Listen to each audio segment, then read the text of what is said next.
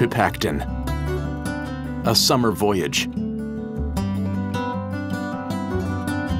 When one summer day I bethought me of a voyage down the east or Pipactin branch of the Delaware, I seemed to want some excuse for the start, some send-off, some preparation to give the enterprise genesis and head. This I found in building my own boat. It was a happy thought. How else should I have got underway? How else should I have raised the breeze? The boat building warmed the blood. It made the germ take. It whetted my appetite for the voyage. There is nothing like serving an apprenticeship to fortune, like earning the right to your tools. In most enterprises, the temptation is always to begin too far along. We want to start where somebody else leaves off. Go back to the stump and see what an impetus you get. Those fishermen who wind their own flies before they go a-fishing, how they bring in the trout. And those hunters who run their own bullets or make their own cartridges. The game is already mortgaged to them.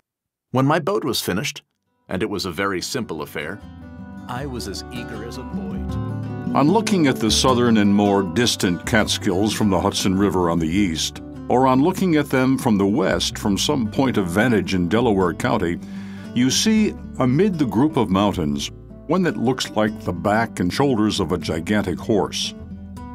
The horse has got his head down grazing, the shoulders are high, and the descent from them down his neck very steep. If he were to lift up his head, one sees that it would be carried far above all other peaks, and that the noble beast might gaze straight to his peers in the Adirondacks or the White Mountains.